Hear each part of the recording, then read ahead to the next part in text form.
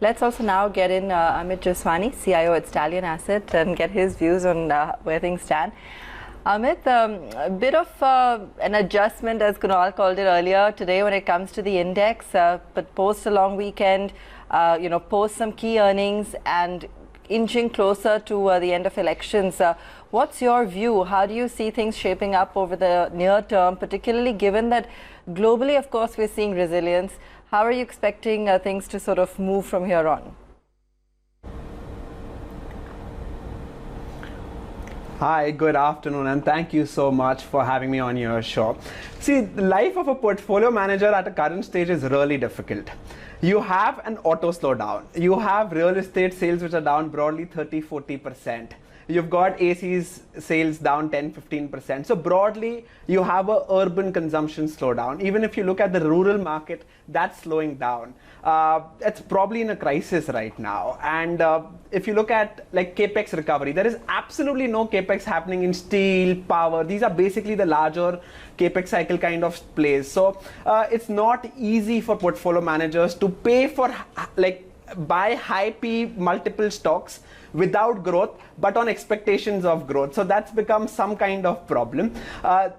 See, there are things which are doing well, like the restaurants in Mumbai and bars in Mumbai are doing well. So there is a company in China, Chao, and that company became a $150 billion market cap company. It's an alcohol company. So basically, those are the kind of themes which should ideally do well over the longer term. Now, what the economy needs is at least 100 bips cut in interest rates. Shaktikant Das is the most dovish RBI governor that we have had in the last 15 years. So the economy needs a kickstart. The economy looks poor, but we in the stock market, we don't have to worry too much. There are two main rules of the game. Rule number one is that everyone makes money in a bull market. Rule number two is there is always a bull market in at least some sector. So our idea is to just buy the sectors which will lead the next bull market. Okay, fantastic. Well, Amit, I'm going to come back and ask you on those sectors in a moment. But just before I do that, could potentially the spike that we're seeing in crude, could that throw a spanner in the works at this point?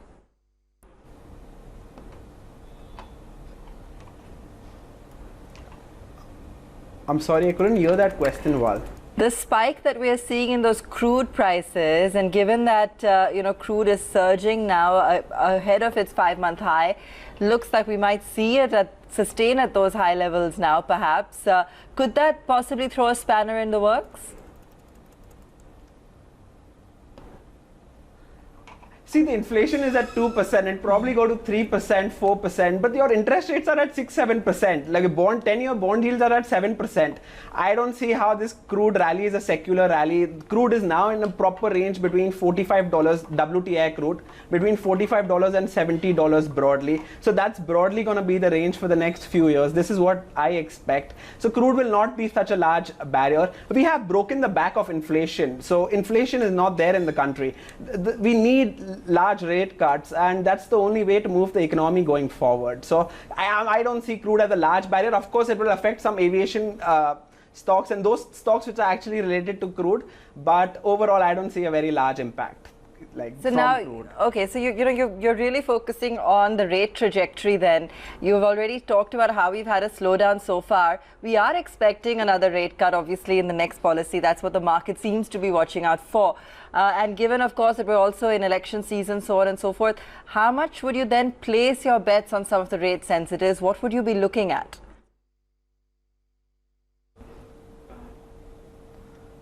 See, we're always long financials, so that's one sector. Our largest weight for the last 5 years has been financials. Financials and consumers are two sectors where you can make money and retain money. So private financials, private banks, we don't buy government stocks, but general insurance companies, life insurance companies are now giving good opportunities. So these are, see, financials per se get better with size. Like you would not open your account in a new bank. You would open an account with an HDFC bank because it already has 5,000 10,000 branches. And these companies get better with size. So these companies, not a lot of people buy HDFC Bank and Kotak banks and all those of the world because everyone wants to buy the new cool thing. And 2018 taught a lot of lessons, that because 2017 was all about chore companies and low quality stocks, and that made a lot of money.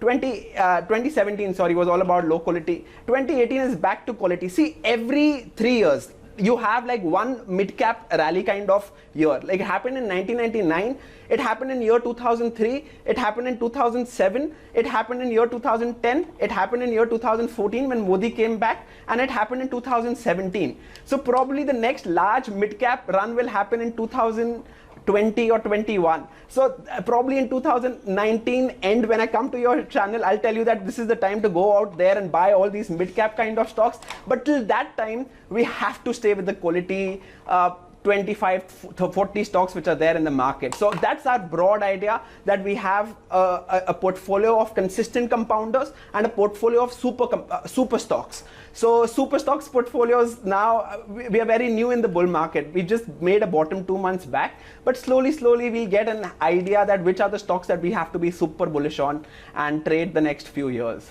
I will probe you on some of those names for sure, Amit. But hi, good afternoon. Reading your tweets as well. Consensus versus reality on the Nifty earnings growth. You put up an interesting chart for the last 8 years, and you've also said apna time kab aayega. So I'm going to ask you that question then. When is it going to be our time for earnings growth?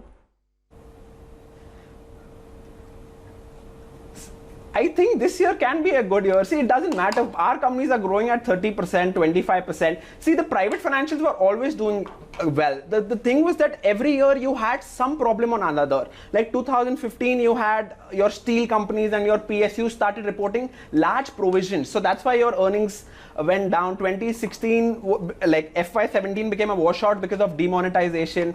Then again, you had the steel companies and all those companies which were slowing up. So because of that, the Nifty growth doesn't look good. But you look at companies like the private financials have just done very well, fantastically well.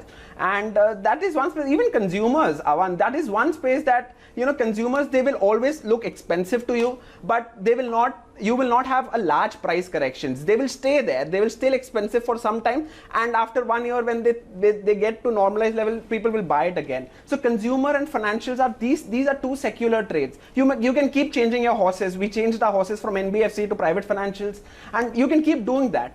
But these are two sectors which you can make money. See, the small cap guys, Avan, they make money, but they don't retain it. They don't take the money home. And, that's not worth it. Like, it's a game that we all want to play. We all are greedy. We all want to get rich faster. But, it's a very dangerous game. So you need to have like a portfolio kind of approach. And quality is doing well in India. Quality stocks are doing extremely well. And they are the stocks which are growing at 20-25%. So you look at the other small caps. The earnings growth there is not there. So for me to buy a small cap, I need at least 30-40% growth. But that's not happening. It's not coming. It's not even there in the SME space, to be honest. So it's not easy. Yeah.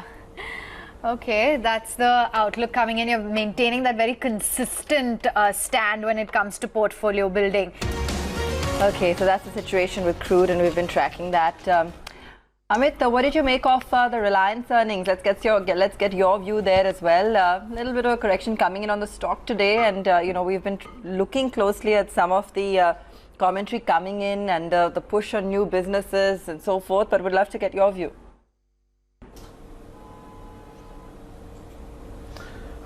I might have vested interest in Reliance. So that is point number one. Please, all disclosures attached. We have positions in our PMS, our advisory, everywhere. Reliance is one of a kind of a company. So it gets free cash flows from the refinery and the petrochemical business, and it invests all that in geo expansion. So I am a big bull on Reliance, and I believe this is the leader of the next bull market. So this company will keep growing and surprising a lot of people for the next 3, 4, 5 years on the upside. So it's a easy, according to me, I might be wrong, it's an easy 25-30% CAGR plus trade for the next 3, 4, 5 years. years, this guy creates monopolies. Every time he creates monopolies, and this time is going to be no different. If you look at the retail division as well, the way he's scaling up retail division today, he's become the largest grocery retail, like this year, he became the largest grocery retail company. He became the largest digital, like electronic selling company with 40,000 crores of sales. So the way these guys scale up in India, you know, the thing is that not many entrepreneurs know how to scale up or don't scale up so well. But Reliance is a superstar. You just keep it. Every quarter you'll have analysts giving 100 rupee up or 100 rupee down in targets. That will keep happening, you know, but for us it doesn't matter. This is a guy who knows how to scale up. Geo is a class thing, and I'm super bullish, you know, on this. This is a guy who knows how to scale up. This is a guy who knows how to create monopolies. And I don't see how anyone can compete against him in any business lines, refinery, petrochemical, geo or retail for the next 3, 4, 5 years. So, and there'll be a demerger. So now the story for the short term is all about deleveraging, how quickly he can deleverage his debt of 2.5 lakh crores. But overall, I am a super bull on Reliance Industries. But please, I can be wrong. I can change my positions, and yes, but I'm very bullish on it. Okay, that point is definitely taken into notice, but you're saying that, you know, eyes closed, this one is a keeper in the portfolio.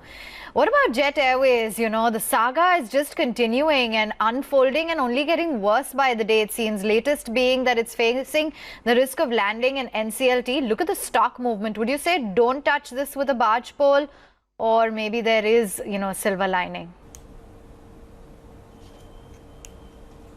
See, if you want to give money just away, just give it to me. Why do you want to invest in Jet Airways that way? So, you know, at least you'll have a happy face in me.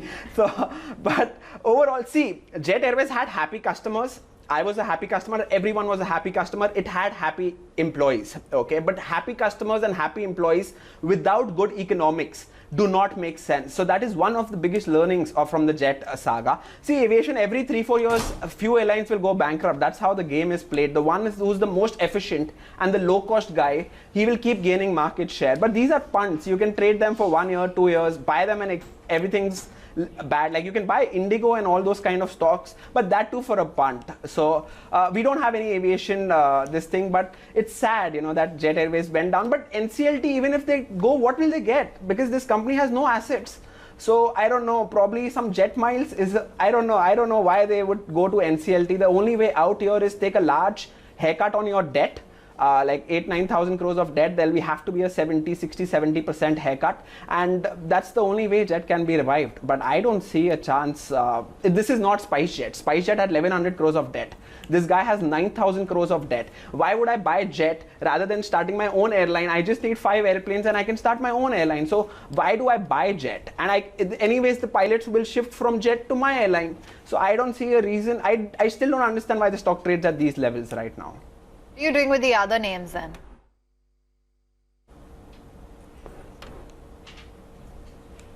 Sorry, Abha. What are you doing with the other names in aviation? I'm not buying anything in aviation. We missed that trade out actually. We were just kind of stupid and lazy, I think. But we missed that trade out. We knew this was going to happen, but you know, we didn't make money here. Okay, what about IT? Let's look at that. You know, Amit, we haven't caught up with you post the earnings, and given that that's the only pocket of the market seeing a little bit of strength today, you know, how are you looking at IT currently? Perhaps a safer bet at this point, but even from a growth perspective, what's your view? See, I'll tell you one thing, like in the US market, so we study a lot of markets globally. I'm so sorry, I'm going a little off topic, but this is important research that we did. See, in the US market, if you're Apple, you make $70 billion of cash flow every year. Now, you can reinvest that cash flow at 2.5% bond deals. That's the bond deal out there. So if you keep buying back at 12-13 P multiple, like $70 billion of profit, and you keep buying back at 12-13 P multiple, basically you're getting your money reinvested at 8%. So buybacks make a lot of sense in the US market, because if Apple keeps buying back at 12 P multiple, they are basically making 8-9% for their shareholders every year, plus 4-5% earnings growth. So basically you get 13-14% in a year CAGR returns basically for Apple's. But in Indian IT companies, our reinvestment rate is 8%. That's the 10-year bond yield basically. So if these companies buy at 15p multiple, it makes no sense because your reinvestment risk like return is about 7.5%. I'm so sorry, it's a little mathematical, but logically buyback at 15-17p multiple makes no sense for Indian companies. Overall, I like a company called LTTS. They are market leaders in engineering R&D. We might have vested interest here, but that is one stock where I expect 20% plus dollar growth. TCS is doing extremely well. Other IT stocks we don't track so closely, but because they're not like fast growing companies, but buybacks can create a lot of wealth if the stock is cheap, if it stays at lower multiple. Okay, L&T Tech is what you like. Now, Amit, a question that we don't need so much theory on. I want your outlook on consumption. You've already spoken about this. Nielsen has said that FMCG has kickstarted 2019 with double-digit growth. Small players are showing a slowdown, impact in rural.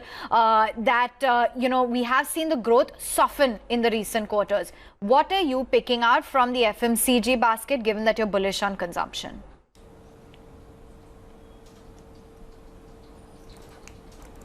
We are very bullish on consumption, but FMCG is a very small part of it. But we're more bullish on like FMEG.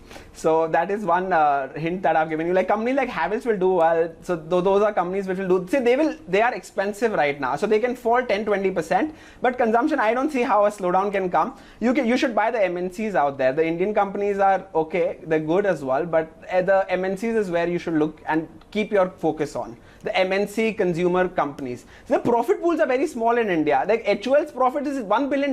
It's less than $1 billion. These companies will not top out here at $1 billion. These companies have a long way to go. So I'm like these consumer stocks will keep compounding your capital and they will beat your Nifty for a long time, even if you buy at 2 times Nifty P multiple. So these companies have extreme high ROEs of 100%. A Nifty cannot beat consumer companies if you have a 10-20 year horizon. Okay, so any other names that you would like to share then?